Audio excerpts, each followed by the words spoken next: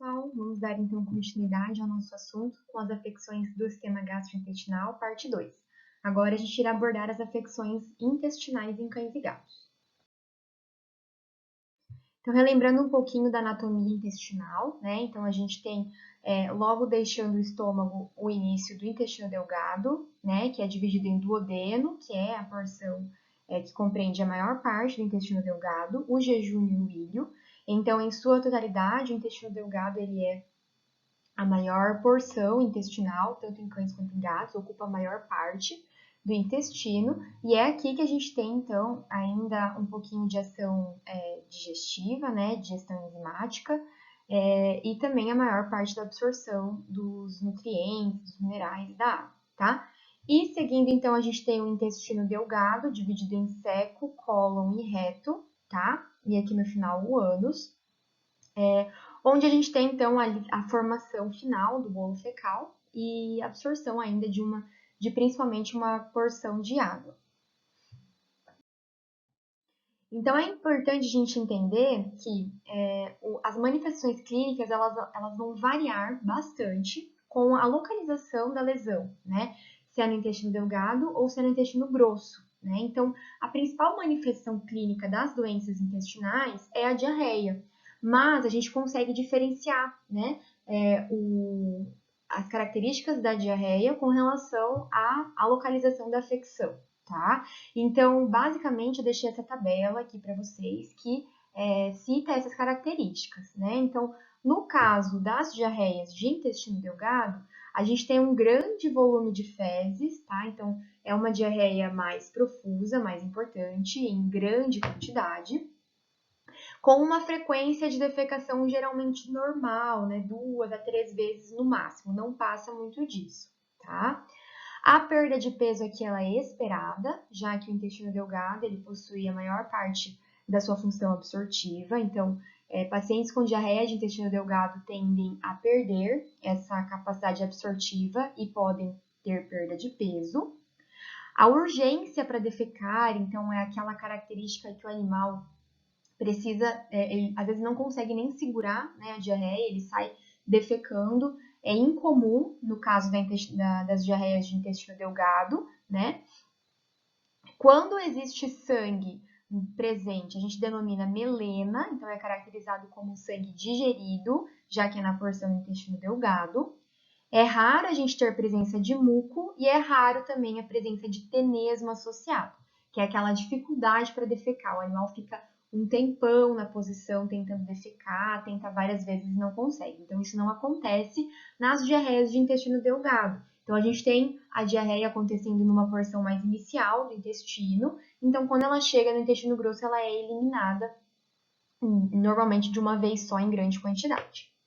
Já as diarreias de intestino grosso, elas costumam ser menores quantidades em mais vezes, né? Então, é um pouquinho de quantidades, poucas quantidades, muitas vezes ao dia, geralmente mais de 3 vezes, com urgência para defecar comum, tá? A perda de peso aqui ela é improvável, já que o intestino grosso ele não participa tão ativamente na absorção de minerais e nutrientes, né? Quando existe sangue presente, a gente tem a presença de um sangue bem vivo, então a gente denomina hematoquesia. E aqui sim a gente pode ter presença de muco, em às vezes bastante quantidade, e o tenesmo também é comum, então aquela dificuldade para defecar. Então essa tabelinha ela é importante para a gente conseguir diferenciar e a gente já ter os nossos diagnósticos diferenciais ali bem rapidinho, diferenciando a característica das fezes desse animal. Então, é importante fazer esse tipo de questionário para o tutor durante a anamnese. Então, vamos iniciar com a primeira doença, que é a enterite aguda, que é uma inflamação superaguda do intestino, né? E ela é caracterizada, então, com a presença de diarreia de uma maneira muito aguda, tá? Que geralmente acontece do nada, né? Às vezes, na manhã o animal defecou normalmente e no final da tarde, por algum motivo, ele começou a ter essa diarreia de uma forma bem aguda. E ela é causada, na maioria das vezes, por uma mudança muito abrupta na dieta. Então, ou aquela troca de ração abrupta, né? Então, ele era acostumado a comer de uma marca e daí você trocou a marca de uma forma abrupta, sem fazer a troca gradual. ingestão de lixo, né, alimentos diferentes, alimentos gordurosos, ou então intolerância alimentar, que daí a gente vai ter a enterite aguda acontecendo por um longo período de tempo, porque ele é intolerante ou ao glúten ou a alguma proteína do alimento que está sendo fornecida para ele, tá?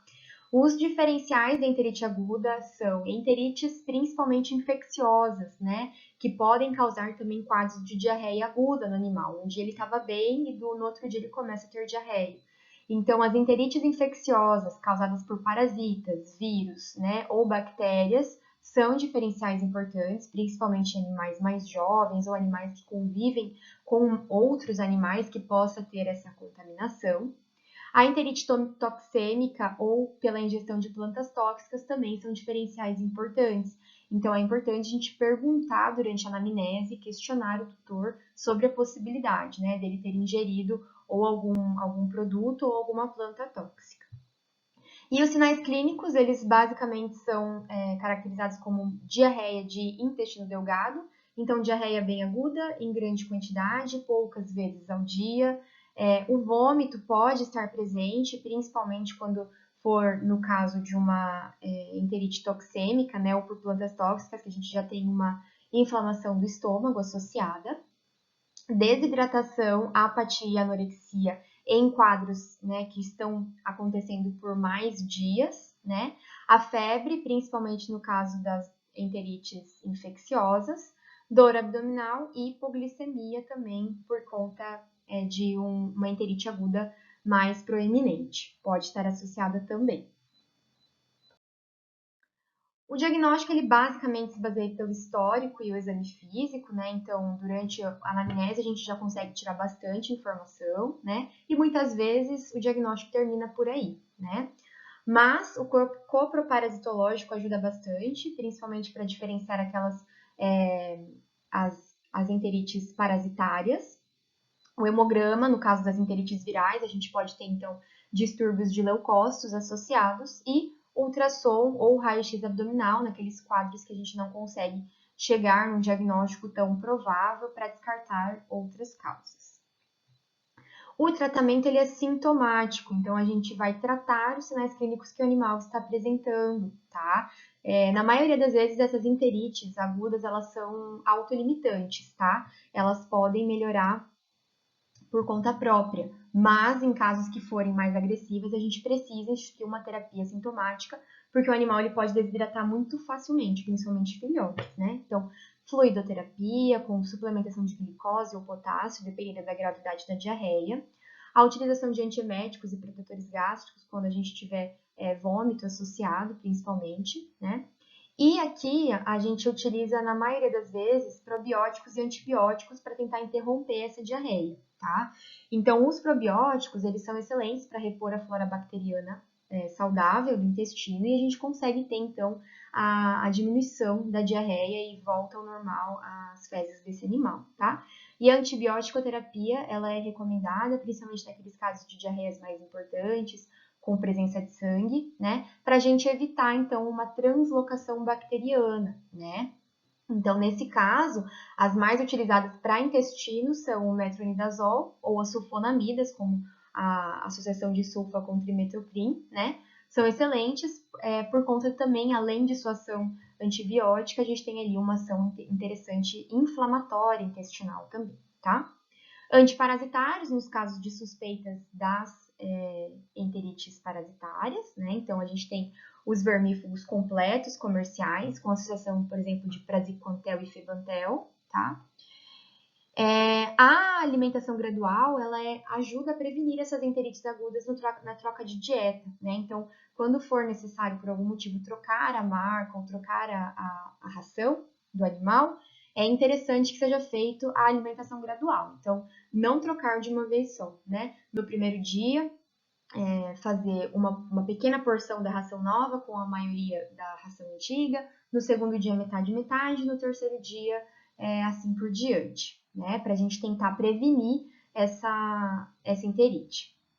E a introdução de alimentação de fase de digestão no momento que o animal está passando com essas diarreias, né? Ele acaba ficando, às vezes, com apetite mais seletivo, não quer se alimentar muito bem, está com mal-estar. Então, é importante a gente introduzir alimentos de fácil digestão até que ele se recupere, né? Então, proteínas altamente digestíveis, evitar carne vermelha, né, com alta concentração de proteína, alimentos mais leves. E também aqui é importante a gente lembrar das dietas hipoalergênicas, principalmente naqueles casos dos animais apresentando as enterites por intolerância alimentar.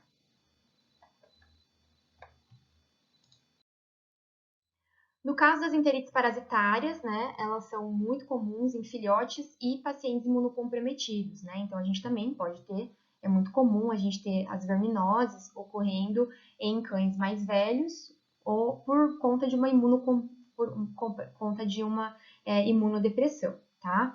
Então o tricuris, eu vou citar somente as mais comuns da rotina clínica, tá? Existem várias, daí fica aí à disposição as bibliografias recomendadas no final da aula, tá? Então, o Trichuris vulpes é uma verminose que atinge principalmente o intestino grosso e eles invadem a mucosa do cólon e do seco, causando bastante inflamação, sangramento e perda de proteína. Então, são animais que eles acabam tendo bastante perda de peso, né, e perda de proteína. Então, a gente pode ter hipoproteinemia associada no exame de sangue e também hematoquesia, né, por eles estarem presentes lá no intestino grosso. O toxocara, a gente pode ter o toxocara canis, leonina e o cat atingindo os gatos. É uma parasitose de intestino delgado, né? E aqui é importante que eles podem fazer migração transplacentária, né? Então, uma mãe, uma gestante, né, que acaba se contaminando com o toxocara pode passar para o seu filhote via placenta, tá? E o toxocara, ele causa um infiltrado eosinofílico no intestino delgado. E muitas vezes eles podem, então, atravessar a mucosa e até invadir outros órgãos, tá? O ancilóstoma também é uma parasitose de intestino delgado e ele causa uma infecção. A infecção ocorre geralmente pela ingestão de ovos que estejam presentes no ambiente ou ainda pelo colostro, tá? E o ancilóstoma, os vermes adultos, eles se prendem na mucosa do intestino delgado, sugando, se alimentando de sangue, né? Então, eles causam principalmente anemia ferropriva e trombocitopenia associada, tá? Aqui é importante a gente fazer um diferencial para a erliquiose, né? A doença do carrapato, que causa, na maioria das vezes, trombocitopenia e anemia, né? Então, é interessante, se o animal estiver apresentando principalmente diarreia associada, realizar um copro parasitológico e visualizar os oocistos, né, com o ancilóstomo. Aqui a gente tem o Trichuris cat, o Toxocara cat, perdão, e o ancilóstoma.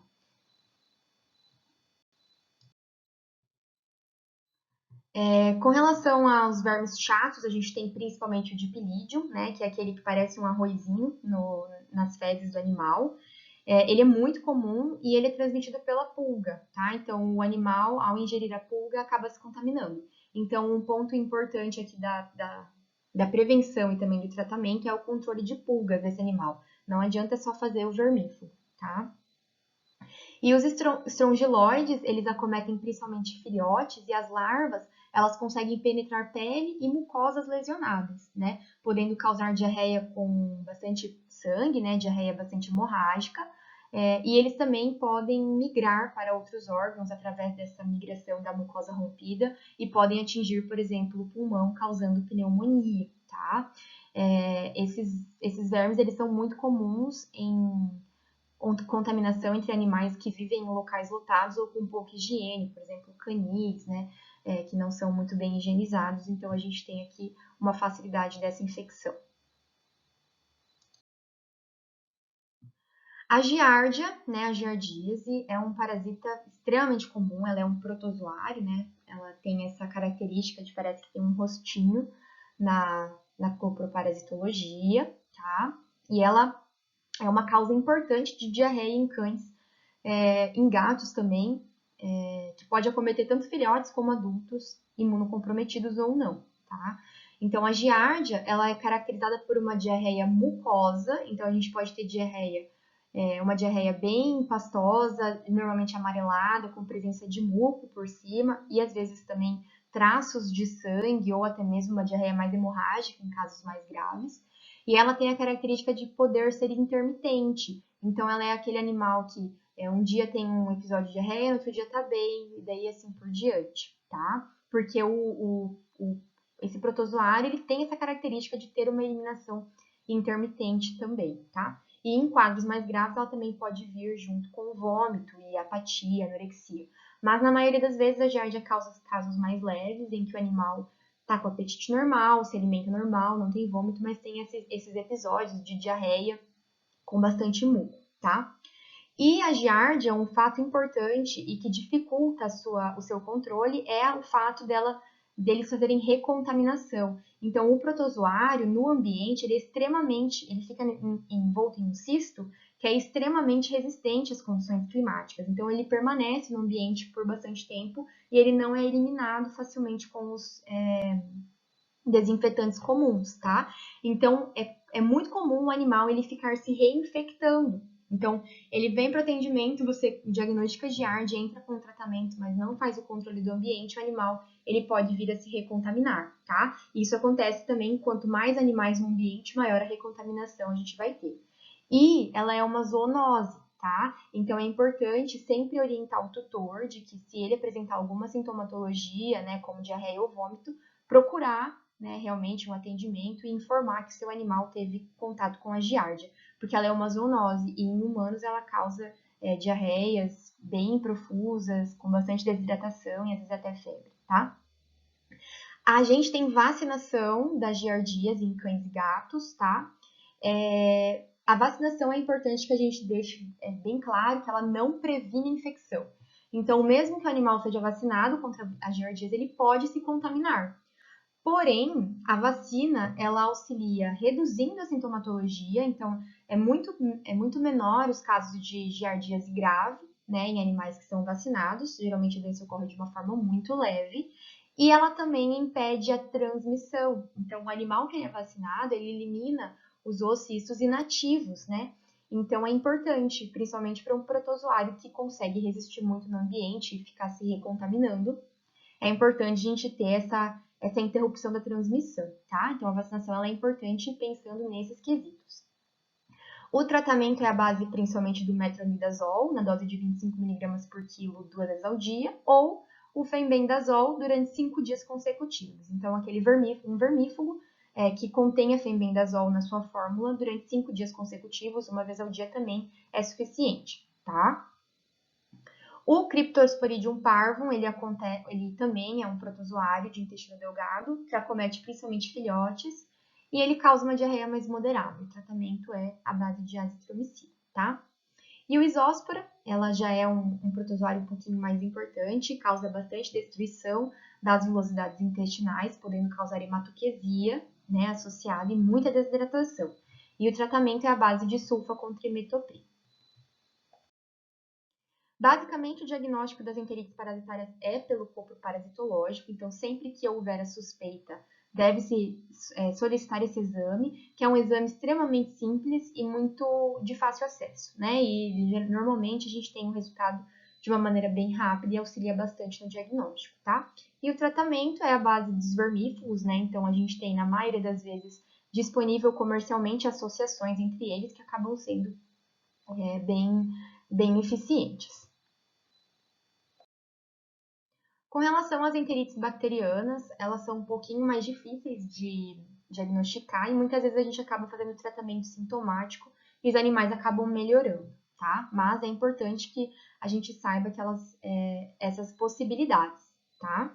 Então, a campylobacteriose é uma bactéria que ela se reproduz melhor em ambientes com altas temperaturas, né?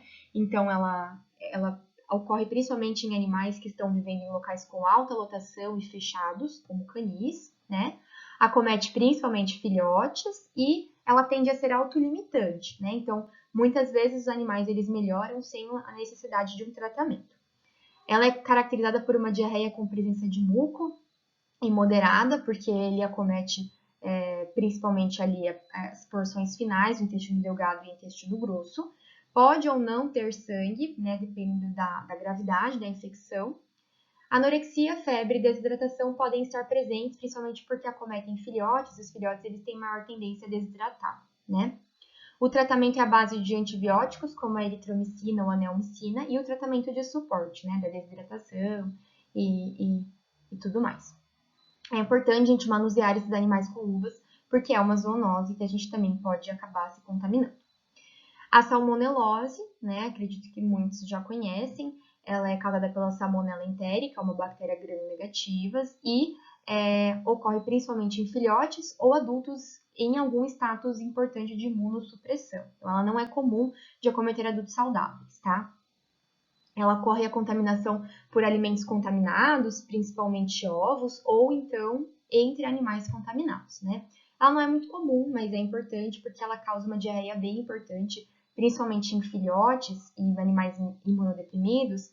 Ela se assemelha muito à diarreia da parvovirose, com presença de bastante sangue, né? Melena é importante, e ela pode evoluir para sepse, o animal ele pode piorar bastante. E o tratamento é à base da enrofloxacina, 5 mg quilobid, o tratamento de suporte e também manusear com luvas, porque a gente também pode se contaminar com a salmonela.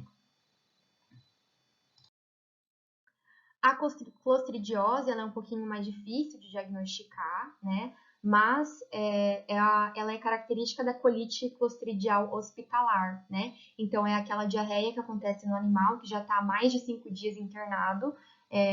A gente pode ter, então, a presença dessa diarreia, que é principalmente hemorrágica e com bastante presença de muco.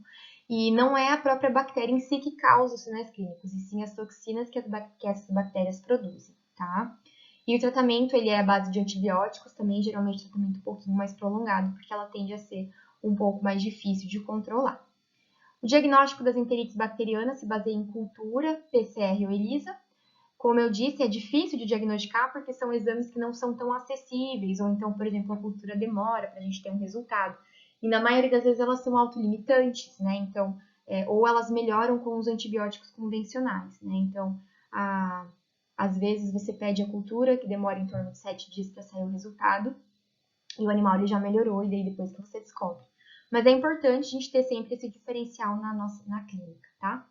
Outros diferenciais da enterite bacteriana são as enterites fúngicas, né, como o Histoplasma capsulatum e o Pythium insidiosum. Eles também são diagnosticados através de cultura ou PCR, e as próprias enterites parasitárias e virais também são diferenciais importantes. A gastroenterite hemorrágica aguda ou gastroenterite hemorrágica idiopática é como o próprio nome já diz, uma diarreia hemorrágica bem profusa e de origem idiopática. Então, a gente não existe, assim, na literatura, uma causa definida para essa doença, tá? Ela acomete principalmente animais de meia idade a idosos e ela não tem uma causa provável. Então, é aquele animal que na consulta começou a ter muita diarreia sanguinolenta profusa sem ter um porquê, né? Não teve troca de dieta, descartou parasitas, descartou doença viral, descartou doença bacteriana, descartou intoxicações, né? E tá apresentando essa diarreia hemorrágica. O Schnauzer é uma raça extremamente predisposta, tá? Então, atender um Schnauzer que está apresentando diarreia hemorrágica muito profusa, de uma forma muito aguda, a gastroenterite hemorrágica idiopática é um diferencial muito importante, tá? E raças pequenas em geral, principalmente o Pinscher, também são raças mais predispostas. Então, ela causa principalmente hematêmese e hematoquesia, né? Então, a gente pode ter também o vômito com sangue associado. E é uma diarreia muito profusa e muito aguda, que se assemelha muito à diarreia da parvovirose. Só que na maioria das vezes são animais adultos, né? Ou idosos que apresentam, então, ou então vacinados, né? Então, isso acaba sendo um diferencial. É assim que a gente consegue diferenciar da parvo. Causa desidratação grave, se ela não for diagnosticada e instituído o tratamento a tempo, e ela pode evoluir rapidamente para choque e coagulação intravascular disseminada, né? Então, ela causa muita inflamação intestinal e ocorre uma destruição das vilosidades intestinais e essa diarreia sanguinolenta profusa. Então, nesses casos, a gente tem a possibilidade muito fácil de translocação bacteriana e risco de sepse, tá? E muitas vezes isso pode acontecer de uma maneira muito rápida, tá? Então precisa ter esse cuidado. Um achado de exames diagnósticos que pode auxiliar no diagnóstico da gastroenterite idiopática é uma hemoconcentração, tá? Então, a maioria dos animais, eles têm um hematócrito acima de 55%. Porém, esse achado, ele é controverso, porque às vezes o animal, às vezes não, na maioria das vezes, os animais, eles chegam bem desidratados por conta da enterite, da diarreia profusa. E a gente sabe que a desidratação também pode causar hemoconcentração, mas na literatura, esse é um achado, né? Azotemia pré-renal, né? Então, aumento dos níveis séricos de ureia e creatinina de forma pré-renal por conta da desidratação também é um achado comum, né? E o diagnóstico ele é de exclusão, né? Então a gente descartou parasitas, descartou bactérias, descartou vírus e descartou a possibilidade de intoxicação. A gente diagnostica como gastroenterite hemorrágica idiopática. O tratamento ele é suporte, esse animal ele precisa de um tratamento com fluidoterapia, tá? Principalmente para evitar o choque e a CID e a sepse, né? Então, mesmo que você atendeu o animal inicialmente, ele esteja estável, sem sinais de choque, ele rapidamente pode evoluir. Então, é importante que ele fique pelo menos um dia, 24 horas, na fluidoterapia, tá? E a antibiótico-terapia, às vezes requer que seja intravenosa, quando forem casos mais graves, mas os antibióticos que melhor respondem é o metronidazol e a sulfasalazina, que além de serem antibióticos, eles apresentam uma importante ação anti-inflamatória intestinal. A sulfasalazina, eu não sei dizer se existe a via intravenosa, mas a associação dos dois, né, o metronidazol intravenoso e a sulfasalazina via oral é uma ótima associação, o animal responde muito bem. A doença inflamatória intestinal, ela é uma inflamação idiopática que pode atingir qualquer parte do intestino, tá? Intestino delgado ou intestino grosso. E às vezes pode atingir o intestino inteiro, né? Então, acredita-se que a causa envolva uma resposta inflamatória inapropriada pelo sistema imune intestinal a antígenos alimentares ou as próprias bactérias do próprio trato gastrointestinal, que acaba evoluindo para um sistema, para um estado de inflamação autoperpetuante bem importante, tá? A enterite linfocítica plasmocitária é a forma mais comumente diagnosticada em cães e gatos, tá? E os gatos, eles são a espécie que é mais acometida. Então, a doença inflamatória intestinal, ela é muito comum nessa espécie, principalmente em gatos que são testados para FIV ou FeV positivos, tá? Então, é importante, ao diagnosticar um gato com doença inflamatória intestinal, testar para FIV e FeV. Ela é caracterizada com uma diarreia crônica e hematoquesia, né, principalmente por conta da colite, né, mas a gente também pode ter melena no caso do intestino delgado quando ele é mais afetado, tá? A perda de peso é muito comum, mesmo com fezes normais, e o vômito é muito comum, principalmente em gatos, quando a gente tem o duodeno mais acometido, né? Então, às vezes, o principal sinal clínico é vômito e não diarreia, né? Às vezes as fezes estão normais. Mas se você atender um gato que está vomitando cronicamente, tendo perda de peso, mesmo com fezes normais ou mesmo se alimentando normalmente, a doença inflamatória intestinal é um diagnóstico muito diferencial muito importante, tá? Um diferencial importante para a doença inflamatória intestinal é o linfoma nos gatos, tá? Então, o linfoma, a gente vai ver mais para frente que as alterações clínicas e alterações ultrassonográficas são muito parecidas entre uma e outra, né? Então, é difícil, a gente só consegue diagnosticar mesmo com biópsia, mas o linfoma sempre vai ser um diferencial para a doença inflamatória intestinal. O diagnóstico ele é puramente de exclusão, né? Então, muito mais do que histológico, ele é de exclusão e ele é um desafio, tá? Porque os sinais clínicos eles são subjetivos, eles se assemelham a outras doenças inflamatórias. Então, ao exame físico, a gente tem então as alterações de perda de peso, desidratação. A gente pode ter os intestinos bem espessos durante a palpação abdominal, dor abdominal também pode estar presente, né? Com relação aos exames laboratoriais, a gente pode ter principalmente redução de proteína e redução de albumina, por conta da diminuição da absorção pelo intestino. E a gente também pode ter aumento das enzimas hepáticas, principalmente em gatos, tá? Porque a doença inflamatória intestinal, ela causa muita liberação de citocinas inflamatórias. e elas acabam causando modulação ali no metabolismo hepático, e o fígado ele também pode acabar sofrendo, tendo aumento das enzimas hepáticas nos exames de laboratoriais. E os exames de imagem, eles são inespecíficos para doença inflamatória intestinal. Então, o que a gente encontra na imagem pode se assemelhar a outras enterites e também a neoplasias, como o linfoma, tá? Então, é basicamente exclusão de outras afecções, né? Exclusão da enterite medicamentosa, de parasitas, bactérias, alimentar, corpo estranho ou neoplasia, né? Então, a imagem, principalmente, vai ajudar para diferenciar dessas duas últimas causas. Então, na ultrassonografia, o que a gente tem é um espessamento das mucosas e perda da estratificação das camadas. Então, não existe mais uma diferenciação entre as camadas mucosa e serosa do intestino, e elas estão geralmente bem espessas, tá? E a gente também pode ter associado o aumento, né, dos linfonodos mesentéricos, mas são sinais também que a gente encontra nas neoplasias intestinais, tá? Então, por isso que o ultrassom, o ultrassom apresenta sinais inespecíficos, tá? Então, o principal diagnóstico definitivo vai ser através da biópsia, tá? Então, a histopatologia, ela vai nos mostrar se é um infiltrado inflamatório ou se é um infiltrado neoplásico, tá? Então, para a gente fazer essa biópsia, as melhores opções que a gente tem disponível é através de colonoscopia ou endoscopia, né? Por que eu coloquei o versus? Porque depende muito da região que está mais afetada. Então, se for o duodeno, por exemplo, a gente até pode tentar pela endoscopia, mas se for porções mais posteriores do intestino, a gente precisa fazer a colonoscopia para realizar a coleta do material para biópsia, tá? E é importante, então, para fazer a colonoscopia, a gente fazer um jejum, né?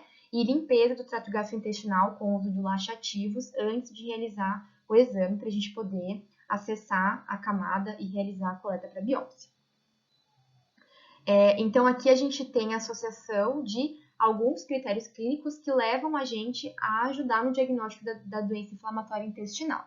Então, o primeiro critério é a cronicidade, então é uma diarreia crônica que não responde à terapia sintomática, né? Então, você trata, o animal melhora, mas depois ele volta a ter a diarreia.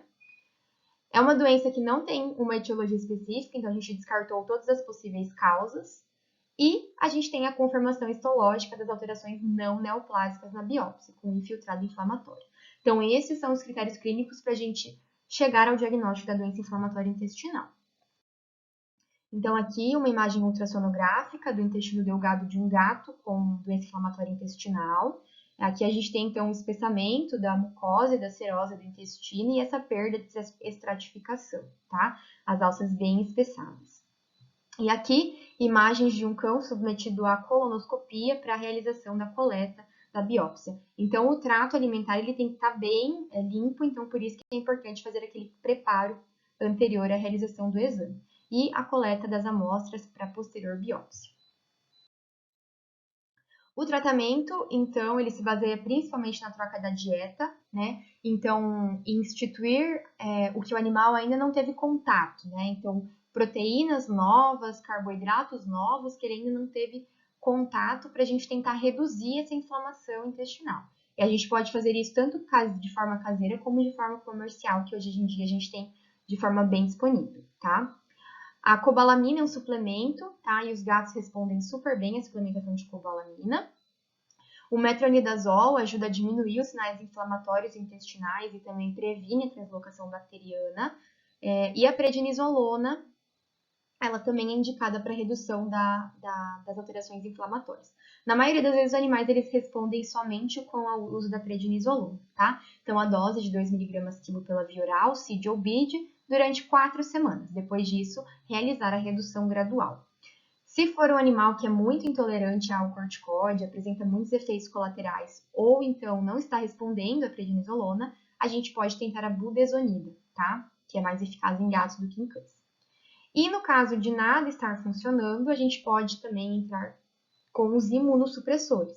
Lembrar que a azatioprina é totalmente contraindicada em gatos, né? Então, azatioprina para cães, ciclosporina para gatos.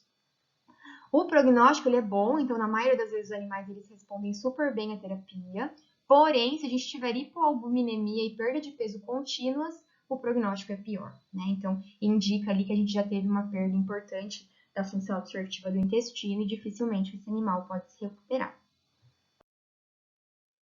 Com relação às neoplasias que a gente pode encontrar no trato gastrointestinal, então as mais comuns são o linfoma alimentar, que acomete principalmente porções do intestino delgado em gatos com FeLV positivo, tá?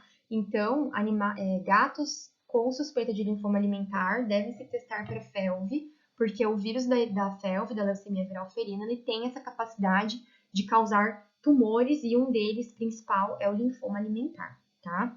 Então, o animal ele possui como sinais clínicos principalmente perda de peso crônica e vômito de forma crônica também.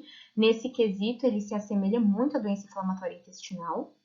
Alterações hepáticas, aumento de cálcio como um fator por conta da neoplasia, né?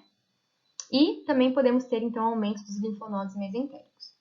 O adenocarcinoma ele pode acontecer tanto em intestino delgado como em intestino grosso, e ele também causa principalmente perda de peso, vômito, tenesmo e obstipação quando a gente tem a localização das lesões, principalmente na porção mais caudal do intestino e reto e ânus, tá?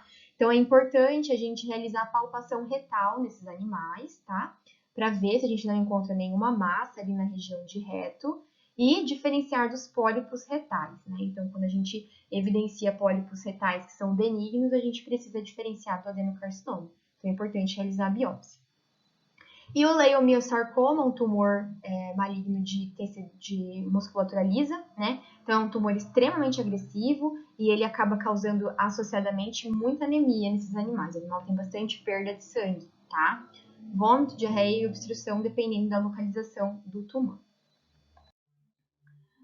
A ultrassonografia das neoplasias, a gente tem então aquela perda de estratificação então, e espessamento das mucosas, né? E muitas vezes a gente também evidencia a presença do tumor, né? Então aqui a evidenciação na imagem é que durante a cirurgia um tumor bem grande aqui na região intestinal. O tratamento na maioria das vezes é cirúrgico, no caso do linfoma alimentar, o tratamento é quimioterápico, às vezes eles respondem bem, e o prognóstico é reservado. A sacolite anal, ela é também conhecida como inflamação da glândula perianal, né? Então, os cães, eles têm duas glândulas aqui, anexo à região anal, que realizam, então, elas produzem aquele muco e o odor fétido característico das fezes, tá? E, às vezes, essas glândulas inflamam por N motivos, né? Pode ser uma irritação local, pode ser por conta de uma diarreia que o animal apresentou, uma verminose, enfim. Algum motivo irritativo causa inflamação dessas glândulas, tá? E não é muito incomum. É muito comum a gente encontrar isso na rotina clínica, tá? Animais de raças pequenas possuem maior incidência da inflamação. E ela causa bastante dor, às vezes pode causar disquesia e tenesmo, né? Então, dificuldade para defecar. O animal normalmente apresenta muita lambedura da região perianal, porque dói, incomoda. E ele pode ter febre quando associado a um abscesso. Então, é comum que essas glândulas elas inflamem muito e formem abscessos. E às vezes elas podem até fistular, tá? Então é muito comum. No caso da fístula, o tratamento é um pouquinho mais criterioso. Então, no exame físico, é importante a gente avaliar a região retal, a gente vai ver então bastante eritema e inchaço da região. Podemos ter também secreção sanguinolenta ou purulenta associada, tá? E o tratamento, quando a gente tem ali esses abscessos bem importantes, bem proeminentes, é a drenagem da glândula, então a gente drena aquele conteúdo que acabou ficando ali paradinho e está inflamando. A lavagem com solução salina em casos mais graves, quando já tem fístulas associadas, tá? Também, solução salina aquecida.